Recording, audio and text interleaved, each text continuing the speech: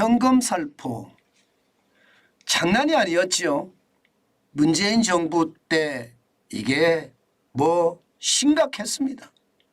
재난지원금이다, 손실보상금이다, 뭐 심지어는요 전국민 위로금이다 해서 돈 뿌린 게 이제 서서히 부메랑으로 돌아오기 시작합니다. 야, 이거 보고 있으면 여러분 저도 모르게 막 치밀어요. 이게 진짜 피해를 본 사람들에게 제대로 보상은 돌아가지 않고요. 포퓰리즘으로 그냥 계층에 관계없이 돈을 뿌린 것이 지금 나라 빚은 나라 빚대로 어렵고 현장 경제가 실제 피해를 본 자영업자, 소상공인, 중소기업인은 중소기업인대로 어렵고 나라는 나라대로 어렵고 그야말로 재정정책에 대실패가 있었다. 저는 그렇게 생각합니다. 문제는 여러분 이 뚜껑을 열어보면요. 여러분들도 진짜 많이 놀라실 거예요. 왜 놀라느냐. 5년새 국고채 이자 증가율이 89.1%예요. 89.1%요. 5년 사이에 2배 됐다는 이야기잖아. 2배요. 실제입니다. 2019년만 하더라도 11조 9천억 원이 국고채 여기에 대한 이자 상환 예산입니다. 그런데 2024년이에요. 내년에 국고채 예산 상환 예산이 이자 상환 예산이 22조 5천억 원입니다. 89.1% 늘어났어요. 10조 6천억 원이 늘어났습니다. 야, 저는 이것을 보면서요. 2중, 3중, 4중 고통이 온다고 생각해요. 무슨 말이냐? 여러분, 찔끔찔끔 재난지원금 받고요. 또 찔끔찔끔 손실보상금 받고요. 또 찔끔찔끔 국민위로금 받았어요. 받을 때는 굉장히 기분 좋았습니다. 그런데요. 1년에 말입니다. 22조 5천억씩 이제 국고채 이자 상환을 한다고 생각을 해보세요. 그러면 여러분들의 세금은 그만큼 더 나갈 수밖에 없습니다. 22조 5천억 원이요. 일반적으로 말입니다. 추경을 하면 뭐 15조 20조 하는 게 문재인 정부의 일반적인 추경 규모였습니다. 그 밑으로 내려가면요. 1년에 추경해봤자 5조 10조였거든요. 10조도 많았습니다. 그런데 추경을 해서 마구마구 현금 살포를 했더니 이제 그 부담이 점점 크게 다가온다는 이야기예요. 실제로도 한번 보실래요? 얼마나 현금을 살포했는지 여러분 보세요. 2017년부터예요. 2022년까지 얼마나 살포했는지 보면 충격적이지 않으세요, 여러분? 일반적으로 말입니다. 국고채 발행 잔액을 보면 2017년 546조 7천억 원이었습니다. 그런데 문재인 정부가 끝나는 시점 2022년을 생각을 해보면 973조 5천억 원이에요. 5년 새에 71.5%가 늘었습니다. 390조 8천억 원이 늘었어요. 게다가 보세요. 연간 국고채 발행 규모를 보면 2019년에 101조 7천억 원이었거든요. 2020년 지금 174조 5천억 원. 그리고 2021년 180조. 그리고 2022년 166조. 이제 난리 난 거예요. 왜냐고요? 이제 만기가 계속 돌아올 거 아니에요. 2017년에 발행한 거, 2018년에 발행한 거, 2019년에 발행한 거 만기가 점점 돌아오면서 말입니다. 2020년부터는 만기가 돌아오는 금액이 굉장히 커졌습니다. 과거에는요 100조나 90조, 100조 언저리에서 국고채 발행을 했기 때문에 만기가 돌아오더라도 일정하게 돌아옵니다. 일정하게. 그런데 2020년부터 이제 만기 돌아오는 것은 빠르면 3년짜리면 여러분 올해 돌아오는 겁니다. 올해부터 돌아오기 시작하면 인정사정 없습니다. 174조 5천억을 뿌렸고요. 180조를 만들었고요. 이 166조를 계속 뿌렸습니다. 그러면 윤석열 정부도 통뼈 없습니다.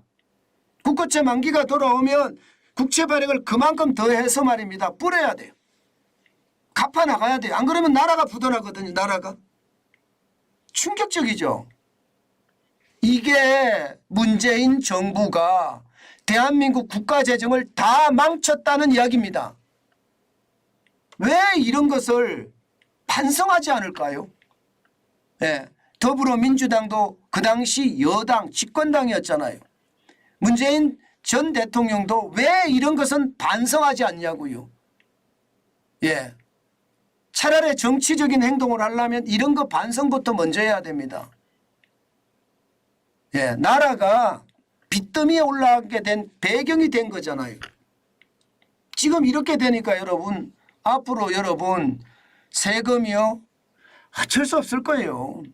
윤석열 정부도 올릴 수밖에 없을 겁니다. 어떤 시기든 말입니다. 세금을 안 올려서는 안 되니까. 지금 보시는 것처럼 세금에 대한 충격이 워낙 크잖아요. 지금. 워낙 크잖아요.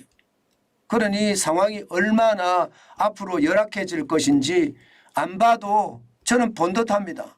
그 정도로 말입니다. 심각하다는 얘기.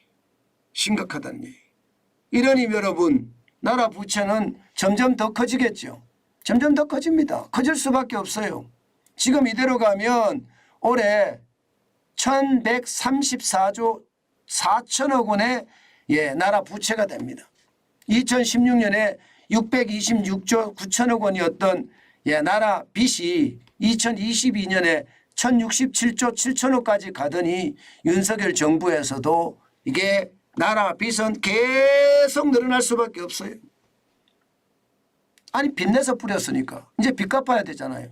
빚 갚으려고 그러면 세금을 많이 걷어야 되는데 세금을 많이 걷기가 어려워. 왜? 경기 침체 때문에.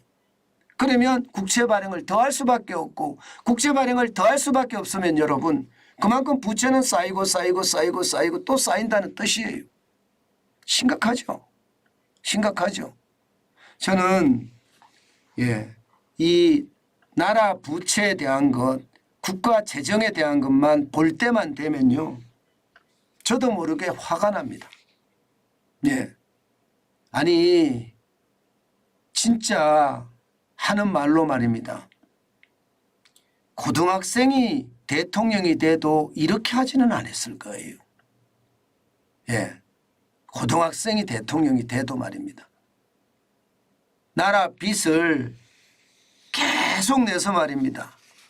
엄청나게 뿌려대서 1100조가 넘어섰으니 거기에 대한 이자 부담은 오롯이 말입니다. 오롯이 여러분과 저 국민이 지게 되는 거예요. 돈 뿌린 사람이 안 집니다.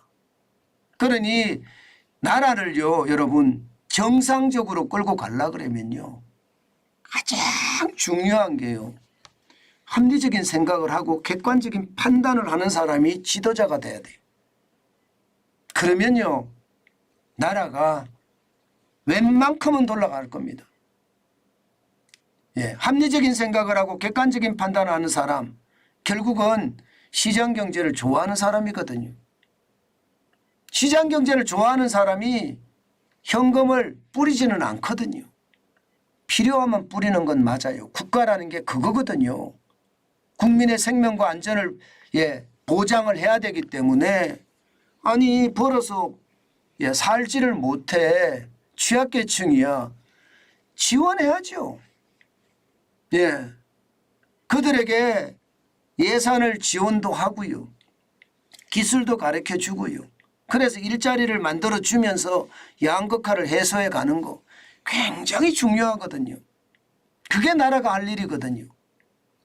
그런데 이게 너나 할 것 없이 한 표 주십시오 하면서 돈을 뿌린 것은 나라를 망조들게 했다.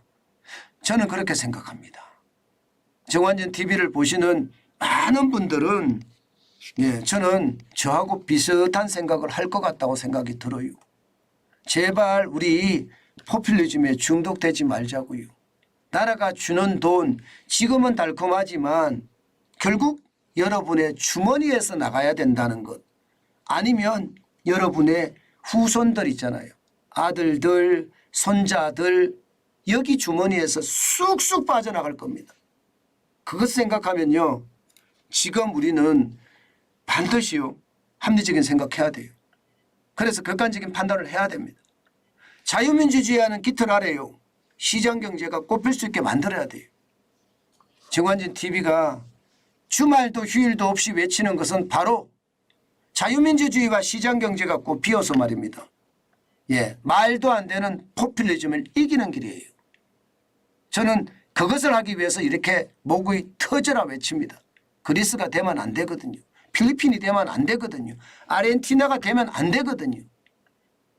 대한민국은 대한민국다워야 되는데 정완진도 크진 않지만 필부이긴 하지만 조그만 보탬 되고 싶은 게 제가 유튜브 하는 이유입니다.